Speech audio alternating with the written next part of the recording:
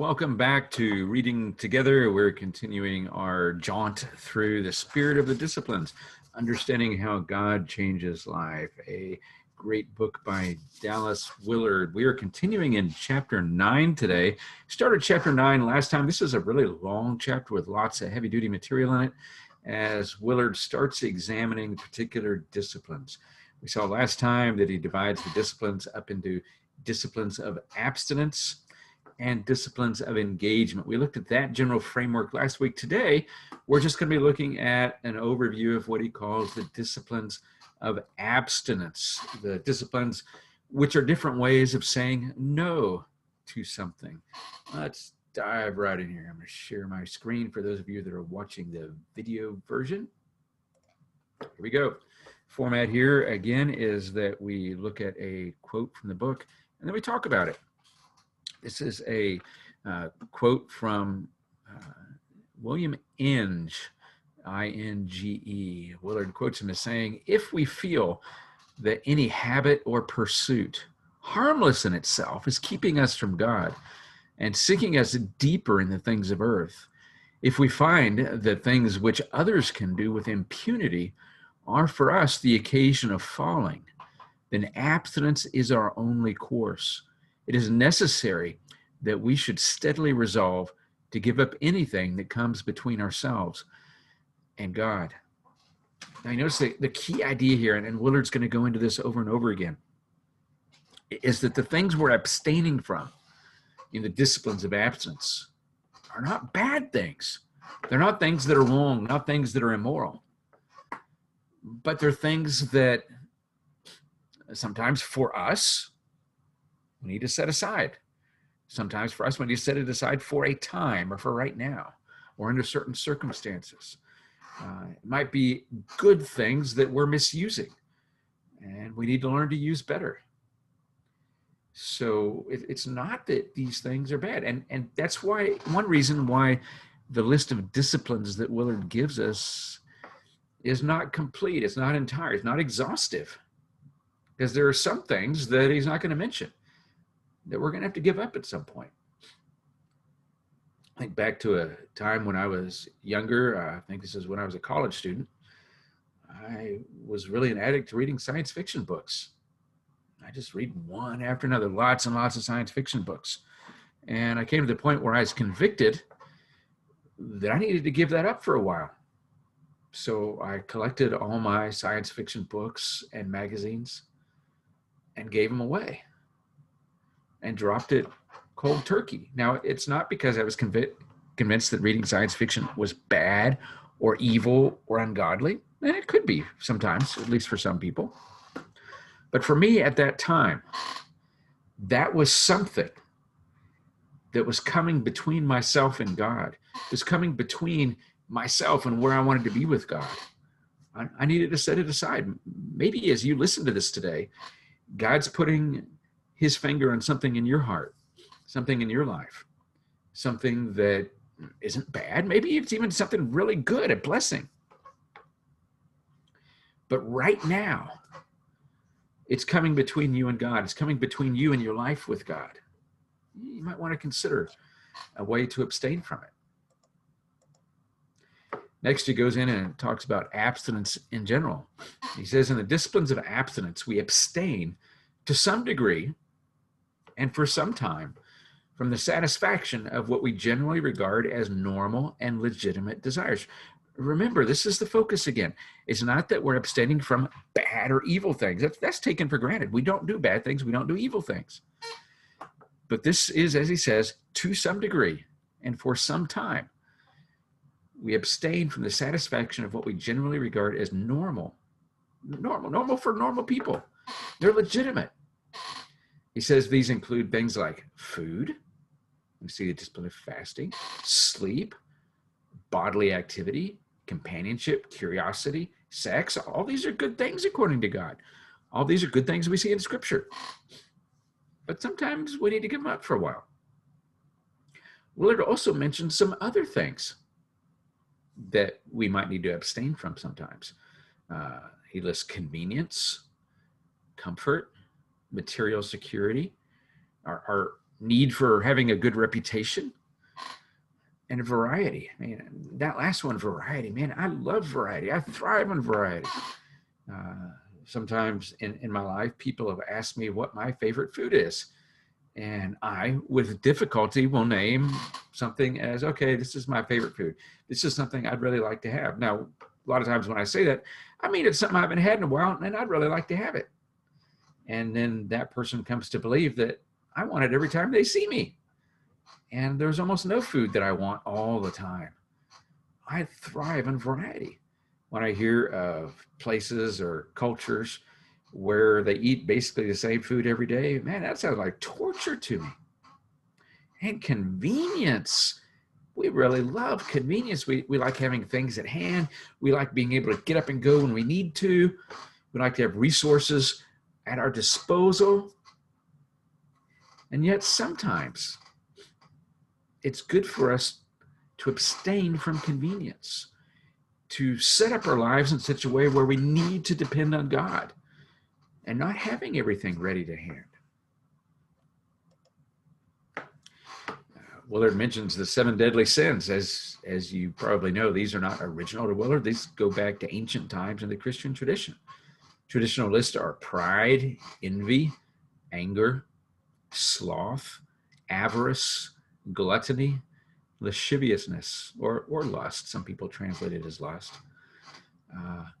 Willard says that each of these is a case of one or more legitimate desires. What is that? Legitimate desires, desires for good things that have gone wrong, things that we're doing wrongly, things that we're handling wrongly. He goes on, by the carefully adapted arrangement of our circumstances and behavior, the spiritual disciplines will bring these basic desires into their proper coordination and subordination within the economy of life in his kingdom. So again, as we said, the very first of this podcast, these things that we're abstaining from are almost entirely good things. But by abstaining from them, we're learning to order them properly, healthfully in our life with God, so that every area of our life is in alignment with God's kingdom, with God's character, with God's ways and God's purposes. The first discipline of abstinence that Willard looks at is solitude.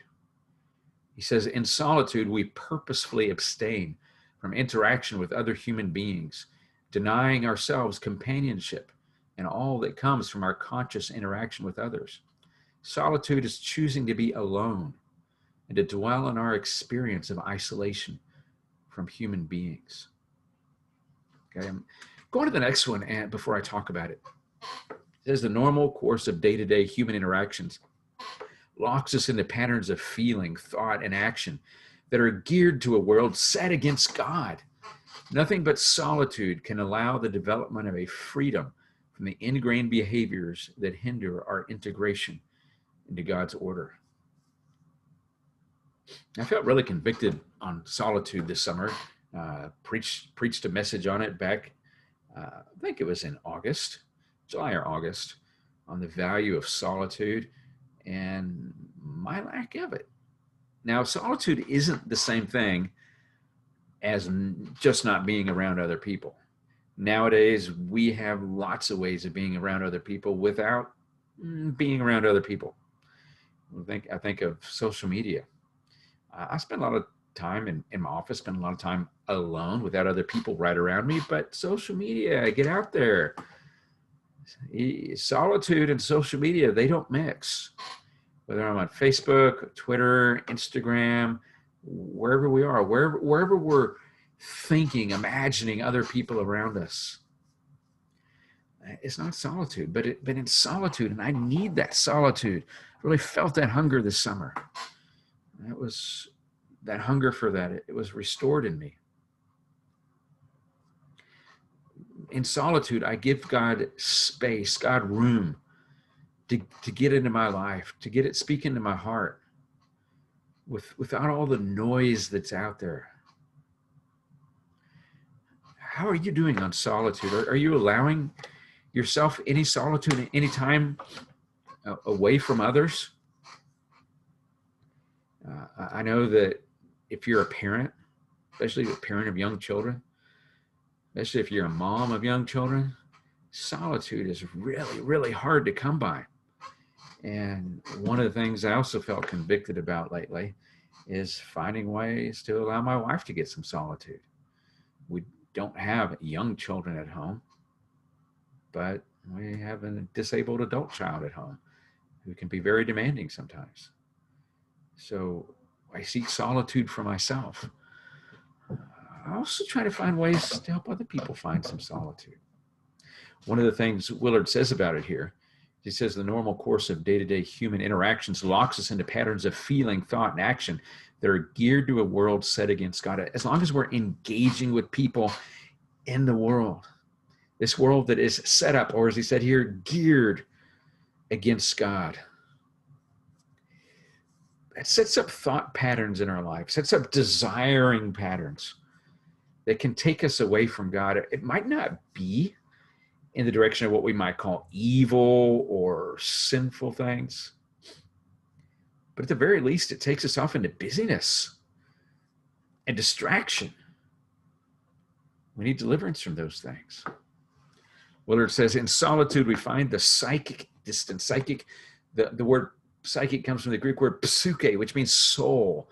We find the distance for our souls, the perspective from which we can see in the light of eternity the created things that trap, worry, and oppress us. You felt trapped lately? You felt worried lately, or anxious, or oppressed? Willard's claim here is that as we give ourselves over to solitude, then we can come to see things from God's point of view. We can come to experience them His way and with His assessment of them. It's very helpful. Helps deliver us from the feeling of being trapped. Helps deliver us from the anxieties the world's continually pushing our way. They can deliver us from the oppressions that we feel. There's a danger with solitude. Willard says, solitude, like all of the disciplines of the Spirit, carries its risks. In solitude, we confront our own soul with its obscure forces and conflicts that escape our attention when we are interacting with others. Yeah, there's that busyness. A lot of times we're in busyness so that we can hide from ourselves. We can hide from God. Man, we can even be busy at church and hide from God. And it's not just us professional Christians that can do that. Any Christian can do that. We put our nose to the grindstone. We focus so much on what we're doing that we miss God. He continues, and this is quoting Lewis Boyer, solitude is a terrible trial, for it serves to crack open and burst apart the shell of our superficial securities. It opens out to us the unknown abyss, the deep pit that we all carry within us, and discloses the fact that these abysses are haunted. We can only survive solitude if we cling to Christ there. There's a danger in solitude. We can, as we see our world, as we see our lives, as we see our investments, our desires, our activities, our busyness for what it is, we can feel condemnation. We can feel that emptiness. But that's why at the same time, we cling to Christ. We hold on to Him. We seek Him with all of our heart.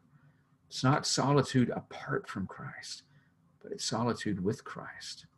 It goes on to talk about another danger of solitude. Solitude will also pain and threaten our family and friends. Others need us to keep their lives in place. And when we retreat, they then have to deal with their souls. True, they need God more than they need us, but they may not understand this. When we withdraw from people in solitude, we're pulling ourselves back from those networks of relationships that we live in. We need those networks of relationship. That's part of life, part of the life that God designed for us. It's a good thing to live in those networks of relationship. But sometimes we need to draw back. And sometimes when we do that, the holes that we leave are burdensome to our family, to our friends, to our coworkers. And yet it's for our own spiritual health that we withdraw into solitude. And it's also for the health of the people around us. Because sometimes when we withdraw, they learn to depend on God instead of on us. Because sometimes in our relationships, sometimes it's as parents, sometimes it's as husbands and wives, sometimes it's as pastors, we end up falling into the place of God for people, where the expectations that they should put on God, they put on us. We don't ask for it. Well, maybe we don't ask for it. Sometimes we do. We don't ask for it, but they put it on us. So it's good for us to withdraw from those expectations into solitude. And it's good for the people around us. So they learn to trust in God and not just in us. Willard says that the discipline of solitude is fundamental. He says of all the disciplines of abstinence, solitude is generally the most fundamental. In the beginning, notice the beginning of the spiritual life. And it must be returned to again and again as that life develops. Just try fasting, prayer, service, giving, or even celebration without the preparation accomplished in withdrawal. And you will soon be thrown into despair by your efforts, very likely abandoning your attempt altogether. These other disciplines of abstinence, fasting, prayer, service, giving, these are good for us. But Willard's claim is that solitude becomes a foundation, becomes the fundament on which we can build these other disciplines, on which we can have the character, on which we can have the reliance on Jesus that enable us to pull them off. Next, we see Willard considering a Thoreau.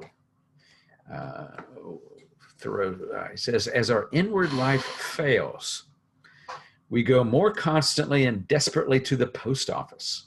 Now, we don't go constantly and desperately to the post office anymore. Maybe when we were younger, maybe it's not the post office, but it's the mailbox. But the poor fellow who walks away with the greatest number of letters, proud of his extensive correspondence, had not heard from himself this long while. We get so dependent on the feedback from others. We go to social media. How many likes do we have? How many shares do we have? How many comments do we have? How many people are acknowledging our existence, our presence, our performance, our expression? And we find our life on what people are feeding back to us on social media. And yet, in solitude, we retreat from that. We go off with God. We go off with ourselves. We learn to listen to God. We learn to listen to our own soul. Next, turn to the discipline of silence. Willard says, in silence, we close off our souls from sounds, whether those sounds be noise, music, or words. Total silence is rare. And what we today call quiet usually only amounts to a little less noise. We find complete silence shocking, because it leaves the impression that nothing is happening. In a go world such as ours, what could be worse than that? Because go, yeah, you got to be part of it. You got to be in the crowd. You got to be moving. You got to be active. Not often we get total silence. Remember 25 years ago living in Southern California. We lived in Orange County, and yeah, there are parts of Orange County that aren't populated, but where we are, it was city on city on city. And there was noise 24/7. If it wasn't the noise from a car alarm going off in the parking lot of our condo complex, or cars on the road out front, or the noise roaring from the distant freeway, it was airplanes landing at the airport, or helicopters searching for criminals, or something like that. Constant noise. And I remember one time driving up to visit my uncle, who lived about halfway up the coast in California, Pismo Beach area, if that means anything to you. And we could have gone up the 101. The 101 was probably the fastest normal route. If you look in your Google Maps or MapQuest, that's the road it would take you. But I didn't like going the same way twice. So I decided, hey, it'd be cool to go up the 5 and we'll cut through the mountains. We'll take this state highway that goes out there in the middle of nowhere. And I remember getting off there on the highway, and we were up at a mountain someplace. I remember seeing a roadside park. And just on the spur of the moment, I pulled off and we walked around for a little bit. And it was utterly silent, utterly quiet. All I heard was a gentle breeze. No cars, no airplanes, no helicopters, no radio, no TV. It was silent. And the silence stood out because it was so unusual, so strange. It was almost loud. I also think of something else I've done before. I haven't done it in a while. I used to do this at Lakeview, our Methodist camp that's not too far from here. I'd be walking down the trail or the sidewalk, and I just closed my eyes as I walked. And I'd listen to the trees. And well, there's more than one way to listen to a tree. One, you might listen to it as it sways in the wind, as the leaves rustle. But what I was thinking of was listening to the trees and the way the trees are. I remember they used to have big pine trees along the path I'm thinking of before a tornado or straight line winds or something came and took them out. There's big old pine trees. And as I walked past a pine tree with my eyes closed, I could hear it. What I heard was the silence coming from it because the pine tree, the soft bark absorbed the sound. And I could hear other noises echoing around. Might be nature sounds, might be a group off doing some sort of game somewhere at the camp. But I walked by the tree and I heard that silence. I think even today, how much I miss out on silence. I always feel the need to be learning, so I'm reading. Reading is something I usually do silently, but it's words coming at me. I go walking and I listen to podcasts, or I'm driving the car, I listen to music or a podcast, always sound coming at me. And I learn a lot. I'm sure it's good for me. But I'm being convicted that I need more silence, more time to listen to God, more time to listen to my soul. Willard goes on, silence goes beyond solitude, and without solitude has little effect. Silence is frightening because it strips us as nothing else does, throwing us upon the stark realities of our life. It reminds us of death, which will cut us off from this world and leave only us and God. Think what it says about the inward emptiness of our lives. If we must always turn on the tape player or radio to make sure something is happening around us. Silence. Can you handle silence? Do you have any silence in your life? If you're not used to silence, if you haven't had it for a while, it might be that you need to just take a short time. 5 minutes, try 5 minutes of silence. If you've been to any of the worship services at the church I serve in Fairfield, you'll notice that sometimes we have silence. Right now, while we're still in the midst of the pandemic, our 9 o'clock worship service is outside. And there are always noises out there because our church is right near downtown. Now, downtown in a city of 3,000 is not downtown in a metropolis, but it still sounds. Hear sirens, trucks going by on the highway, cars, birds. There's birds out there. Can you believe it? Birds chirping, maybe even a squirrel occasionally. But we also have elements of silence because in worship, we think we always have to be talking or listening to something. Music playing, somebody talking, sometimes somebody talking with music in the background. but silence. In our outdoor service, we have silence during our offering time. When we were doing our contemporary worship indoors at 9 before the pandemic, we did communion every Sunday. And we could have had music playing in the background for that. People like music. There's always music that's appropriate for communion. But that was a time where we had silence. Silence has a place in worship. Silence has a place in our lives. And I don't think we give it enough room. Willard talks about experimentation. He says, as with all disciplines, we should approach the practice of silence in a prayerful, experimental attitude, confident that we shall be led into its right use for us. It allows us to hear the gentle God whose only Son shall not strive nor cry, neither shall many hear his voice above the street noise. Jesus speaks quietly. When we experiment with silence, we go into silence. It maybe gives us room to hear him, space to hear him. Goes on to talk not just about silence around us, but us being silent, not speaking. He says practice in not speaking can at least give us enough control over what we say that our tongues do not go off automatically. This discipline provides us with a certain inner distance that gives us time to consider our words fully and the presence of mind to control what we say and when we say it. Some of us have a propensity of not having any filter between what we think and what we say.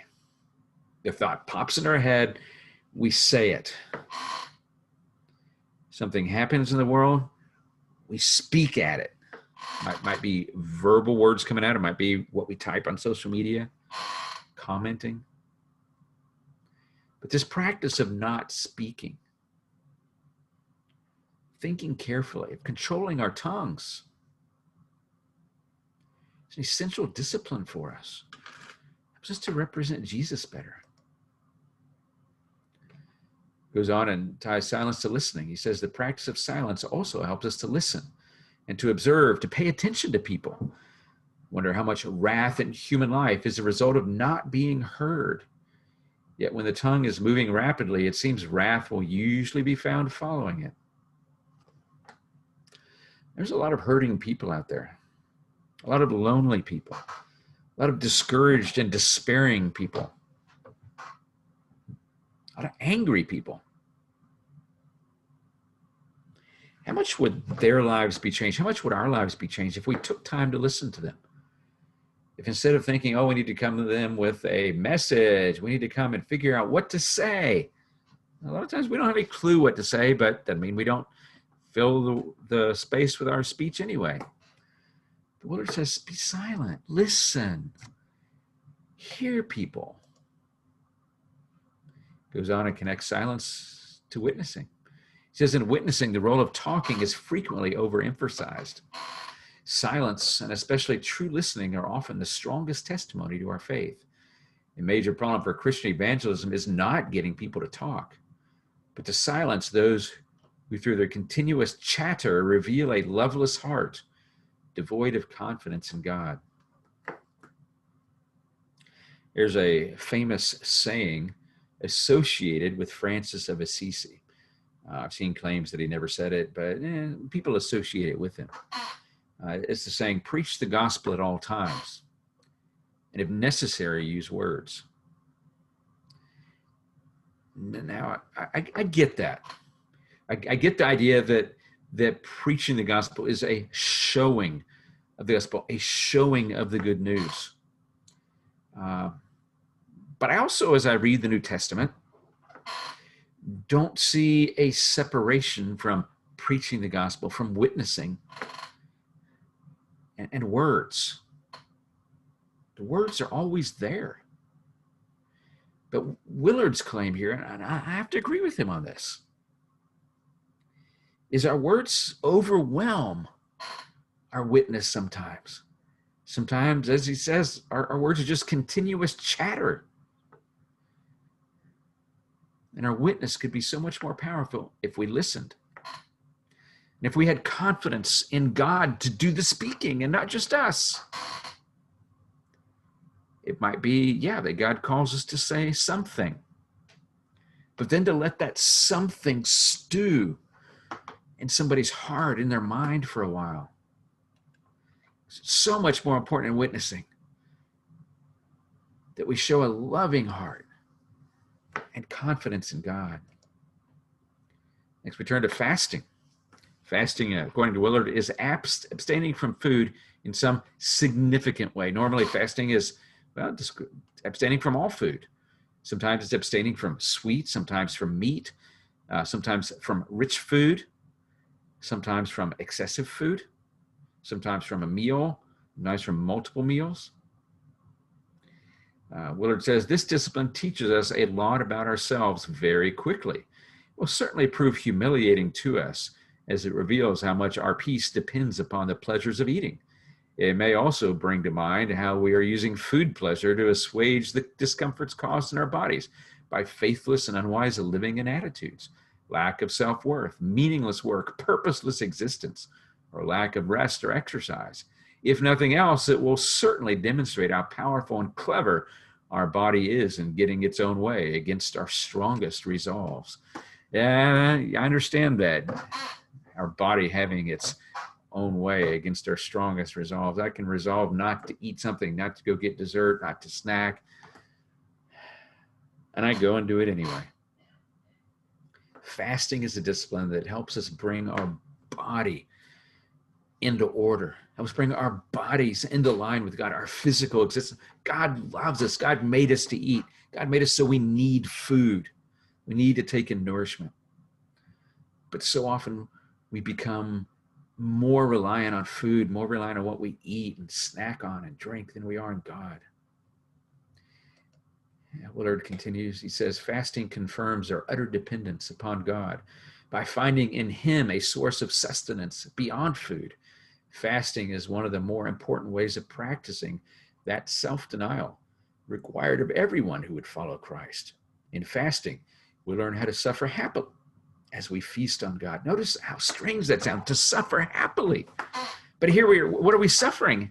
Hunger pangs. We're suffering the desire to eat. We're suffering, I'm not going to eat that donut. No, I'm not going to eat that cookie. No, I can't join you for lunch today. And we don't have to tell them we can't join you for lunch today because we're fasting, because we're praying and seeking God. But fasting helps us to say no to ourselves, to our desires, to our own hungers. Next, come to the discipline of frugality. In frugality, we abstain from using our money or goods at our disposal in ways that merely gratify our desires or a hunger for status, glamour, or luxury. Oh, we like that, don't we? We like status. We like people thinking highly of us. We like being thought highly of. We like glamour. We like luxury. We like the best things in life. We like to be known as liking the best things in life. But in frugality, we're abstaining from using our money or our resources, our goods, to just gratify our desires. We're saying no to our desires. It might be that we have plenty of money. It might be that we're generous people too. And it's not a matter of that we're us being stingy or Scrooge-like, but it's by frugality that we learn also to say no to our desires and to bring them into line with God. Willard goes on, the spiritually wise person has always known that frivolous consumption, this isn't just frivolous consumption of food or drink, frivolous consumption of TV, movies, or one that strike me close are books. Frivolous consumption corrupts the soul away from trust in, worship of, and service to God, and injures our neighbors as well. Frivolous consumption. And we have to watch that. We can consume. We have the resources. And yet we say no to ourselves. Willard talks about debt. In our current world, a large part of the freedom that comes from frugality is freedom from the spiritual bondage caused by financial debt. Frugality as a settled style of life frees us from indifferent things. Indifferent things are things that don't matter. Things that, oh yeah, we get a great joy out of this for 10 minutes, for an hour, until the next new thing comes along. But through frugality, we get freedom from some of that. We stop going into debt to get things, even debt that we can afford. Come to chastity. Willard says, in exercising the spiritual discipline of chastity, we purposefully turn away from dwelling upon or engaging in the sexual dimension of our relationships to others, even our husbands and wives. God made us sexual beings. Sexuality in marriage is normal, entirely godly. I mean, God started things off saying, be fruitful and multiply. That's how we're fruitful and multiply. But through chastity, we're putting limits on our sexual expression, whether outside of marriage or even inside marriage. It's not the highest good. It's a good, but it's not the highest good. Willard points us at 1 Thessalonians 4:4, where it says, learn how to possess our vessel. And by our vessel there, it means our body, in sanctification and in honor. It says an essential part of this learning consists in the practice of abstaining from sex and from indulging in sexual feelings and thoughts, and thus learning how to not be governed by them. If you look at the world around us, so often we see people that are totally governed by them. They're controlled. They're at the beck and call of their sexual desires and thoughts. We see this so many times of powerful people. Say men especially fall into this. Say their wife has been pregnant. Wife is inaccessible for some reason, maybe traveling, maybe busy, maybe tired, burdened with children or work. The husband thinks, oh, I got to go do something else. Go to find another woman that's available. Or maybe I'll just feed my desires with porn because that doesn't hurt anybody, right? And yet in chastity, we're learning to order our sexual feelings, our sexual thoughts, our desires, so we're not governed by them, so they can be rightly used within the covenant of marriage. Looks to Bonhoeffer here. He says Bonhoeffer observes, now if you don't know Dietrich Bonhoeffer was a German church leader in the World War II era. He led the confessing church in its stand for faithfulness to Christ against faithfulness to Hitler. Ended up costing him his life. It says Bonhoeffer observes that the essence of chastity is not the suppression of lust, but the total orientation of one's life toward a goal. Healthy abstention in chastity can only be supported by loving, positive involvement with the members of the opposite sex. Alienation from them makes room for harmful lust. Don't want harmful lust. To practice chastity, then, we must first practice love. Practice seeking the good of those of the opposite sex that we come in contact with at home, work, school, church, or next door. The idea is that we can be friends with, men can be friends with women, women can be friends with men, without being consumed by lust, without being consumed by sexual desire or seeking to use people. Turn to secrecy.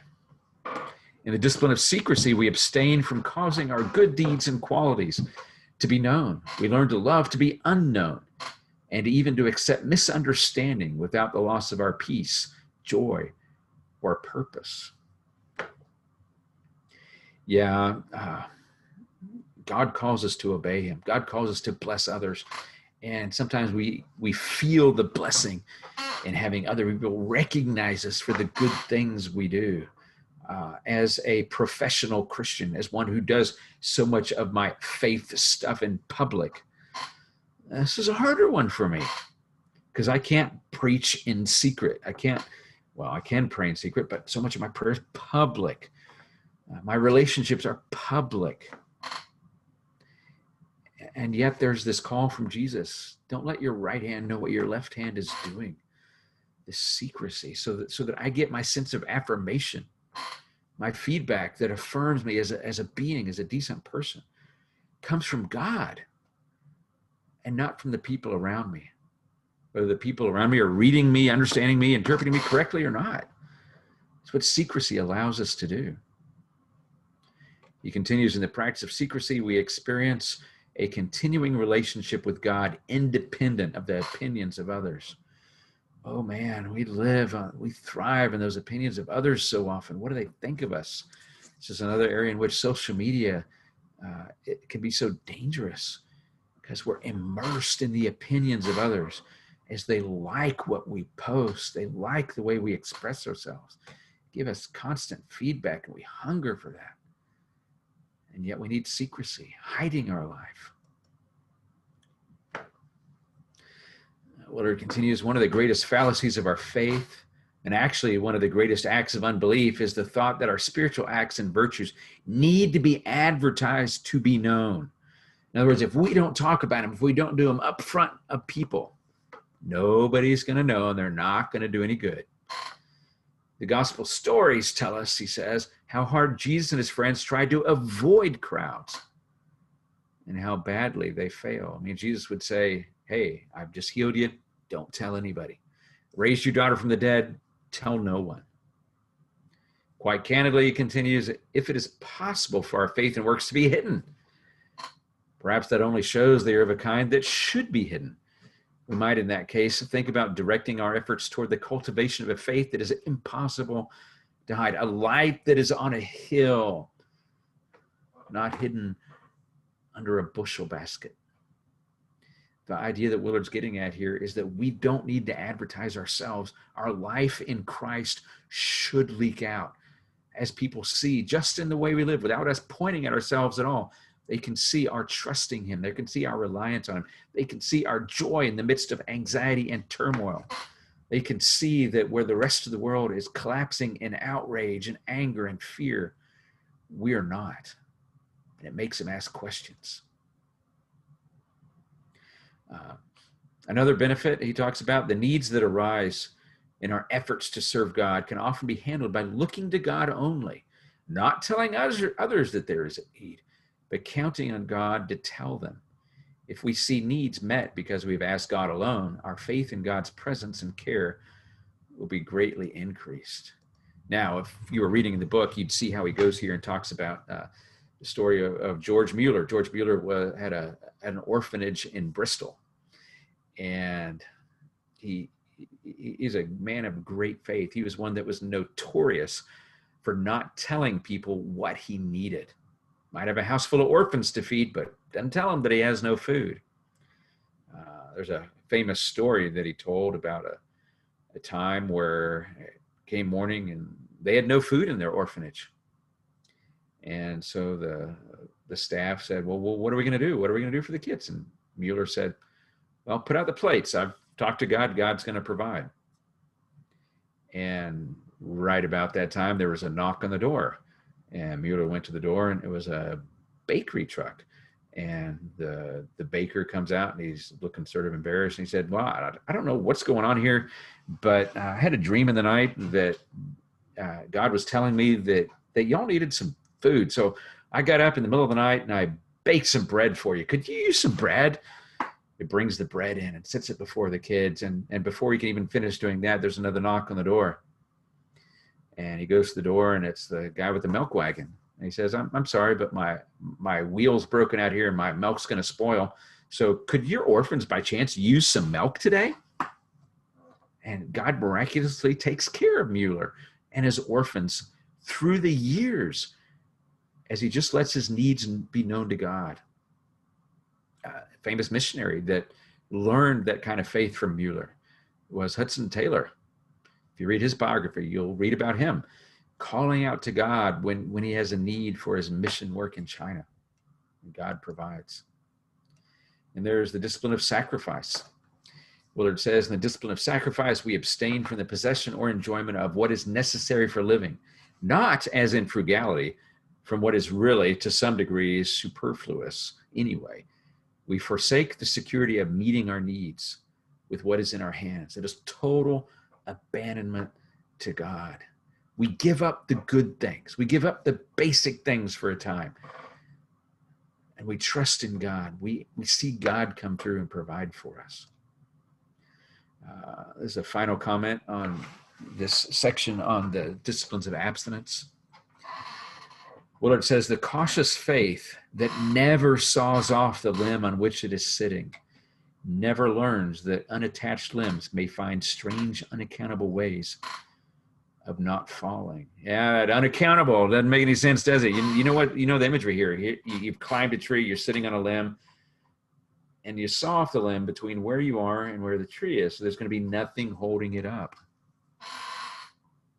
I think what he's getting at here is our propensity to engineer our lives in such a way that we don't need God.